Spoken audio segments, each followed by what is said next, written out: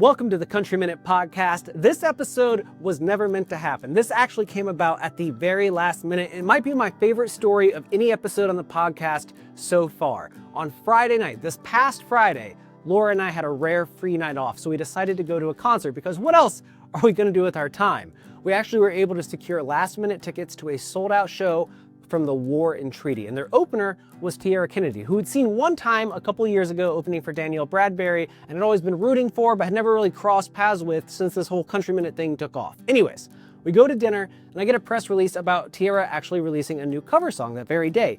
I said I'd already put it in our playlist and that we were going to see her that night, and I was so happy for all of her success, and her team fires back that they would like to set me up with a conversation. Now I'm assuming that we're going to talk in like a week, two, maybe next time she rolls through town, but no.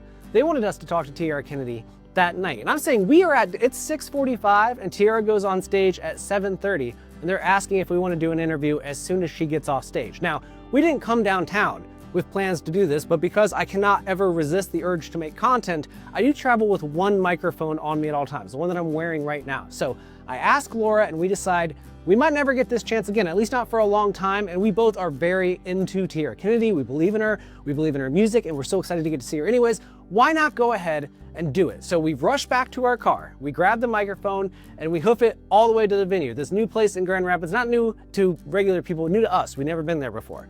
We go to this venue, it's gorgeous. Tiera Kennedy gets on stage, performs to a sold out room, there's a standing ovation, and then the stage manager grabs us and takes us backstage. We actually beat Tiera Kennedy to her own dressing room. She comes down stage and the first thing she does is hug the two of us, greet us, and sit down for the conversation that you're about to enjoy. Now, we only had about 10 minutes to talk with Tiera, but we covered a ton of ground. It was actually 364 days since the release of Cowboy Carter, an album that she's featured on and actually performed a little bit of during the show.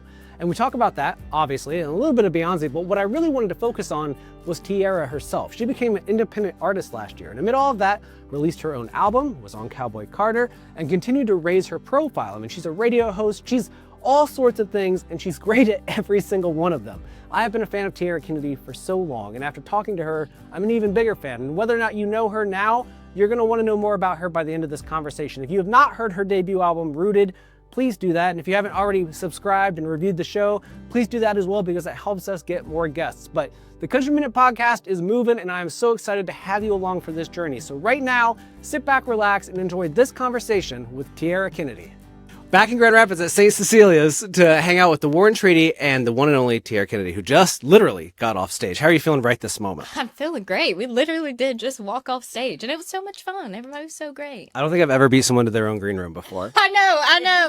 I was like running down here trying to meet you, but oh my goodness, that was such a fun show. Everybody was so great, and yeah, I loved it. Have these shows been like rooms like tonight where everyone's seated the whole time? So our first show, everybody was standing, and that was a party. And then yesterday it was seated, today was seated. But like, I love to get people like shimmying and drinking. I was kind of in our seats. We were trying to get it going, yeah. But I don't know. It's weird vibes, right? Well, so when I first moved to Nashville, I started playing in like restaurants and bars where like nobody was paying attention to me. Yeah. So I've gotten really good at making people like just get in the vibe, you know? So hopefully we did it. I saw a few hands, like a few of these during the show. That's got to be good, right? Like that's as much as you can dance. It has to be up here. Right, exactly. Yeah, you got to do. Don't interrupt anybody. A little clap, yeah. Oh my gosh. So I don't want to burn a ton of your time. So if I ask a deep question right off the bat, please forgive me. Okay, let's go. Excited. Let's dive in. Tomorrow will be 365 of Cowboy Carter. Yeah. Obviously a big deal. Yeah. What's the first thing you think about when you think it's already been a year? It's hard to believe that, to be honest. I feel like it just happened yesterday. Man, that was like a completely life-changing experience for me, and still is. I mean, so many people have found my music through Cowboy Carter, and I'm so thankful for that. And I mean, I've looked up to Beyonce my whole life, and so to get to collaborate with her it's something that I never thought I would even be able to say in my lifetime. This is a weird one. When you get a call from Beyonce, is it like I'm going to connect you with Beyonce? Is it just Beyonce? Listen, I don't like to give all of Beyonce's behind the scenes, but I'm very thankful that she reached out because, I mean, like, she didn't have to, like, she is Beyonce. And so for her to reach out and put some up and coming artists on her project is so amazing. I'm really thankful. And today we got a cover that you did, Yeah. 1+1, and it's great. I almost thought I might hear it tonight. Oh, but we did I was like, Blackbird. You did a little Blackbird, but why was that a song you wanted to cover so badly? I love a good love song, and there's this performance of her singing that song. It's just her in a piano on YouTube, and I would watch it all the time. And it's my favorite song by her, so it felt appropriate to cover. It is absolutely appropriate, and you did a great job. Thank you. Now, I mean, it's hard to be like it's even better than the original when it's Beyonce, but like I think it holds up. You know what I mean? I appreciate it. I think that's what you have to aspire. Yeah. I listen. I tried to do my best. Nobody can do it like Beyonce, but I tried to put my own spin on it.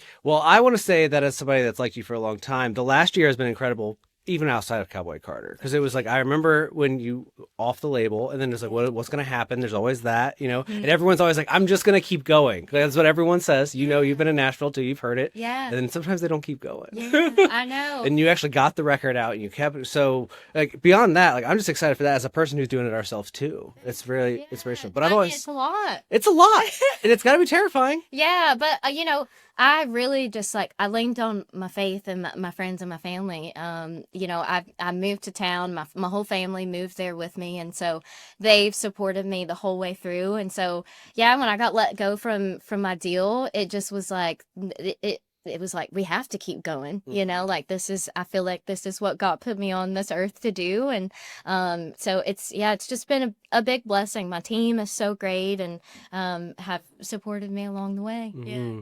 Well, oddly enough, a year ago next week, I lost my job and we decided to do this full time. So I've been like following your story, being like, you can do this, you make it work. Yeah. But I'm curious, so when you get to Rooted, this is what I've been wondering the whole time. Is that the beginning of a new chapter to you, or is it the end of all of the last 8 years and now we're going to start fresh after Rooted?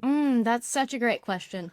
For me, Rooted was kind of like my stamp in the ground, because when I was at my record label, I feel like I kind of lost myself, who I actually wanted to be as an artist and as a human. And so leaving that record deal, I had the opportunity to kind of revamp that album. And I made it into exactly what I wanted it to be. And so for me, Rooted is the beginning of a new chapter. And I have felt the most confident getting back into the writer's room, writing new music for this next season. And I'm excited for people to see what has blossomed from Rooted. Well, now that you've gotten, I always think the debut album, they always say it's you have your whole life to write it. Yeah. So when you start working on new stuff, what's speaking to you, what is the story that you want to tell about yourself right now? Oh my goodness. I think in the past few years, I have really gotten to know who I really am outside of other people's opinions. What makes me happy, what makes me sad, what I lean on in those low moments and in those high moments. And so that is what this next season of writing is about. I feel the most happiest I've ever been in my life. And, being an artist is tough. And there's a lot of low moments, but I have really learned to just focus on the little things and the great things in life. And so that's what this next season of writing is about. I love that. And with that in mind, you're somebody who, even if I don't ever run into you, I feel like I can know your story. You're very honest in your lyrics. Thanks. Is there a song off Rooted, or maybe that you've been working on lately, where you almost hesitate to put it out because it feels too honest? Has there been one of those ones where you're like, I don't know if the world's ready for this shade of me yet? Yeah, actually, a lot of the songs for the next record are that for me. I feel like Rooted was kind of like me dipping my toe in being really honest and seeing the way that that's connected with people and seeing the way that's healed other people through their journeys.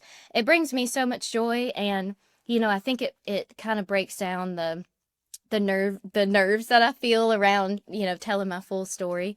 And so, this next season of writing, we're digging deep. So I'm excited for people to hear it. Now you have this +1 outing right now with War and Treaty. You have some of your own shows. But what are you taking away from this time with the War and Treaty? That live show is incredible. I've already seen it before, but what have you kind of taken away from them in this experience? Man, the way they interact with their fans is... It's something, right? It is something. Yeah, they are just all over the stage, so much energy. And I remember the first show we did, they got into the crowd and they were singing the song with all of their fans. And I think for me, that is a big thing that I took from their performance. Like it's not just a show, like they are really interacting with people in the audience.